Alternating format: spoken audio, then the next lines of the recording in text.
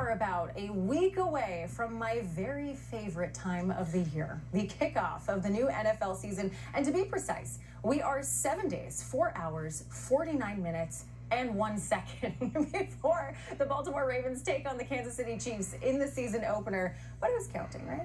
You know, this year there's one major change, though. The opening kickoff will look dramatically different. The league voting to create a new dynamic kickoff rule where the defense and the offense will stand just 5 yards apart. They can't move until the ball hits the ground or is caught by a player. Now, the rule hopes to eliminate those boring touchbacks, create excitement on the kickoff, and most importantly, reduce injuries to players. Now, the league helped develop the biggest on-field change in the last 30 years through the use of AI. The NFL is partnering with Amazon Web Services to use artificial intelligence to better understand and predict injuries. Here to tell us more about the Digital Athlete Initiative is National Football League Executive Vice President Jeff Miller in a Fox Business exclusive. My favorite segment of the day. Can't wait to talk to you about this. Thank you for having me. You summarized it all so nicely. Thank you. I appreciate that. Before we go to AI, right, tell us why the NFL thought that this kickoff rule and change was so important and was hard to get past. Well, we've been working on it for a couple of years. And I think there's been a general recognition that getting 2 out of 10 kicks returned is just not interesting anymore. In the Super Bowl last year, 13 kickoffs, 0 returned. It was a ceremonial play. And there was a time not so very long ago, 25 years ago, when you were looking at 3 out of 4 were returned, and as many people who watch the game and are fans of the game say, it's really exciting. Now, instead of watching the kickoff, you're off getting your pretzels or your snacks and you're not watching. That's not a great fan experience. And so the reason those numbers were decreasing were in part because, as you pointed out, the risk of injury was so much higher on that play. Huge speeds, huge spaces led to unfortunate results.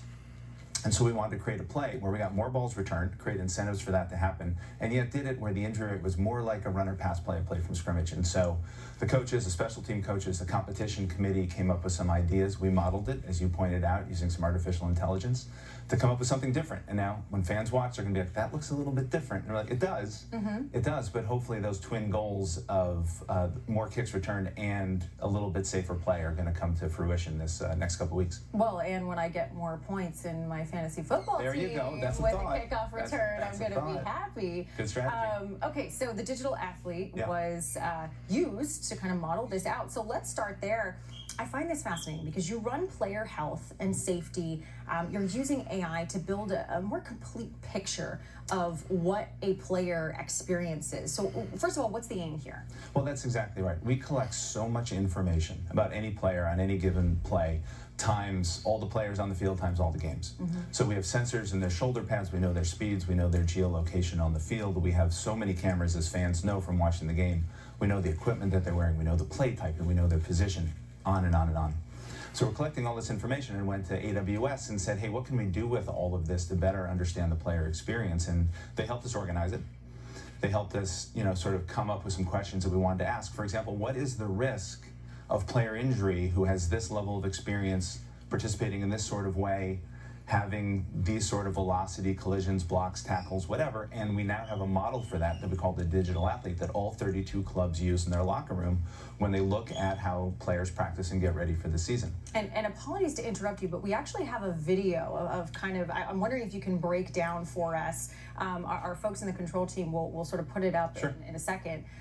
But yeah, we'd just sort of love to get your take on what's going on here. So these are all those players on the field are going to have sensors as well as all these different camera views. So we're going to collect all of that information from every impact, including every head impact, which is important, of course, when we talk about concussions. And then each player will have a graph. Their trainer, their equipment manager, their coach can take a look at, hey, what's the risk of injury now that he's had these level of experiences or played this much or run this much or accelerated this much. All sorts of advanced information that we didn't have just a few years ago. And then you raise the issue of the kickoff. And so we were looking for ways to make the kickoff more likely to be returned and reduce the injuries. We said, okay, what if we put the players here? What if we put the players here? And we simulated it thousands of times to get a predictive injury rate. We'll see whether we're right after we actually do the thing. But for now, we were like, okay, we can get to the point where we're comfortable enough to go to the competition committee and to the owners and say, we think that this is the right direction to go for the betterment of the game.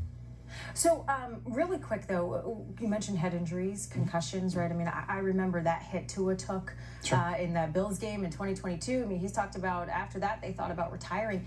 Would the digital athlete be able to help ultimately evaluate in real time? Okay, there's only so much that the doctor can see, but might be able to digest the information and say, okay, yes, no, you can go back, or maybe X number of games based on information and data it's seen in the past. Someday, yes. Right now, we still rely upon independent doctors working with the team physicians, looking at clinical symptoms to determine injury. But one thing the digital athlete has done very recently, and we're sharing the information with the clubs, is it is collecting every single head impact on the field for every player in every game. Wow. So if you're seeing a player who is absorbing an abnormal number, you may want to say during the week, okay, let's pull back on him. Let's make sure that we're watching him with a physician.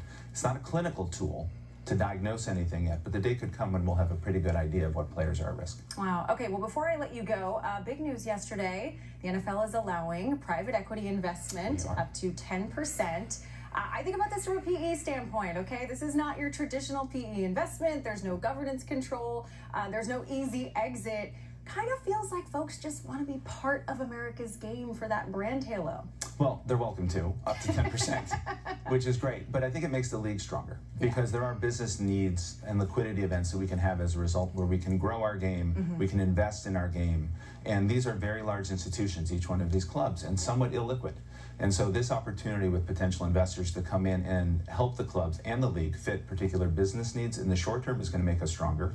And certainly having a diverse and large new group of owners may make us better in the long term as well. Yeah, absolutely. I mean, stadiums being built, that's always helpful. The Important. control team is telling me I have to go, but let's stay around selfishly, I have to ask you, I know you're not allowed to play fantasy football being at the NFL. Who's my sleeper pick that I pick next Wednesday? Okay, my son took over all my teams, and he seems to win a lot. Yes. He's big on Tyreek Hill. All right, Tyreek Hill. That's what he says. Okay. Blame him if it doesn't Jeff work out for you. Son, I'm looking at you. Jeff, appreciate your time today. Really interesting. Thanks for having me. Thank you. Okay. Okay, up next, we're going to get to a real game.